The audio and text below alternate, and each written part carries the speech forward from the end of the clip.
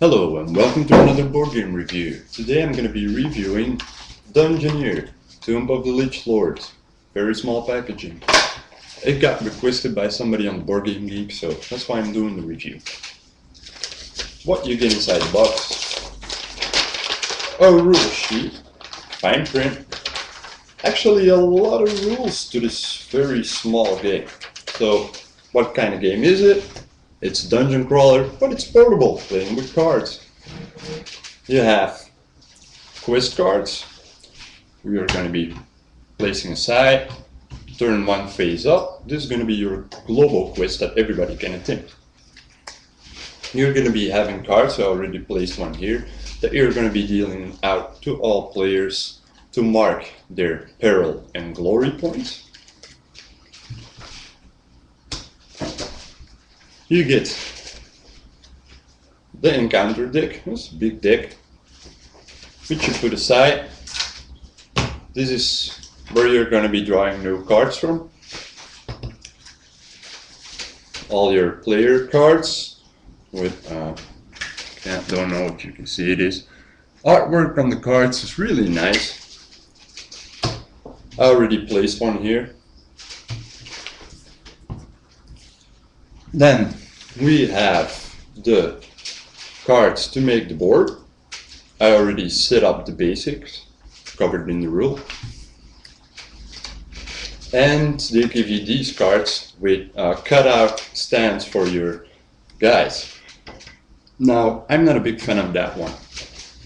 I just use plastic miniatures from other games. This one is from Cave Troll 2nd edition. So you place that one on the starting tile. So that's going to be me, the paladin. Now, you're going to need beads to track your peril and glory points. These don't come with the game. You're going to need dice to, I use die to keep track of my hit points. And you're going to need dice to roll against other guys. These don't come with the game either. Only the small box with the card. Now, how does the game play? On the back of the Peril and Glory cards, there are some turn summaries and the symbols you're going to be using in the game. So, first, on your turn, you get the reset phase. The reset phase means all the traps and rooms are going to be active again.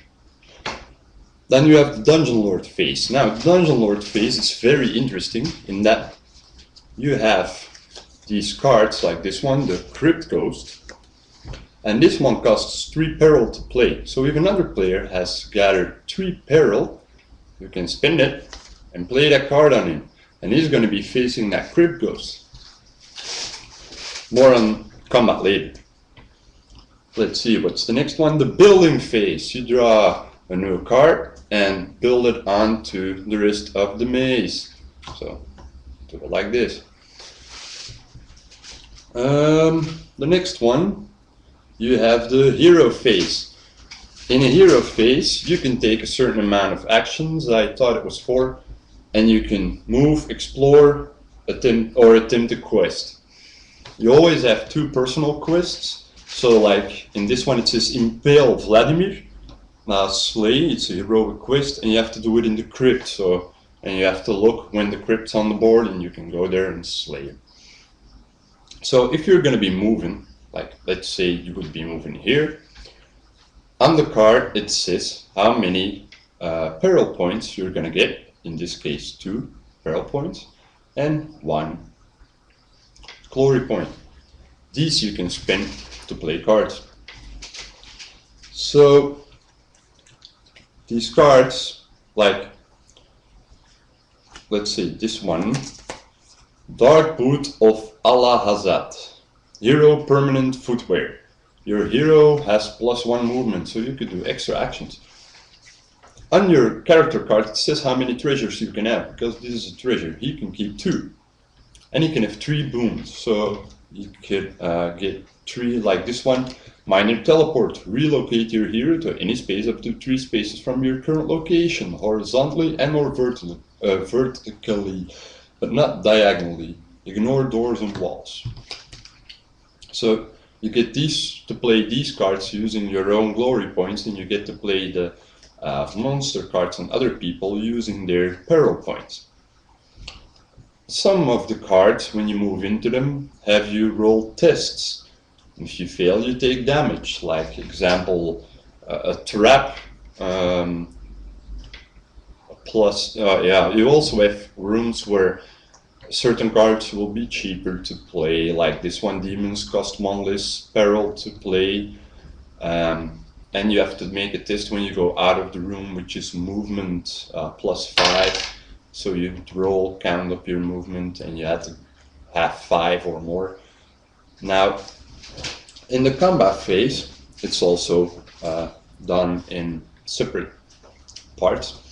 In the combat phase, first you attack. So you pick somebody, you play the card on. So you choose the attack. You have melee, magic, and movement, so dexterity, I guess. So I would play, but you can only take active ones. These are marked by round symbols, the other ones rectangle. So I would take magic, and it's 3, so I would roll 6, 7, 8, 9. I would have 9. Now you have the response. So somebody could play a card that allows them to do extra damage or something like that. Then you have the resolution. So this means if somebody saved an action point on their turn, they could use that action point now to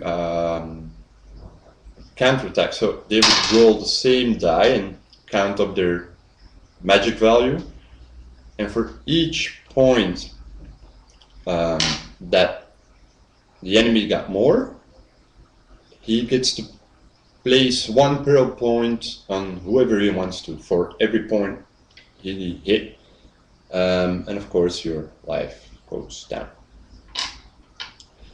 Same goes the other side, so you could hurt the monster and gain glory points that way. So that's actually a very interesting mechanic about this game, that you're actually simultaneously playing a hero and a dungeon lord at the same time. Now, what do I think about the game? The game is actually pretty fun. It's best played with like 3 players or something. 2-player games tend to be a little bit boring sometimes. I don't like the cardboard cutouts. I do really like the artwork and the idea of the game. It's a little bit complex to be this small of a game, but on the other hand, everything is stated on the cards pretty easily, and you can go up in levels. And it's your basic dungeon crawler game. You go up a level when you complete a quest. If you ever complete 3 quests, you finish the game. So that's how the game works. It's pretty easy, pretty basic. Nice dungeon crawler game, and especially good if you don't have a lot of room to play and you need something portable, and it scratches that itch just fine. So I hope you enjoyed it, and that this will be enough of an explanation to make you decide if it's a game that you would like to purchase or not. Well, hope you enjoyed it, and see you next time.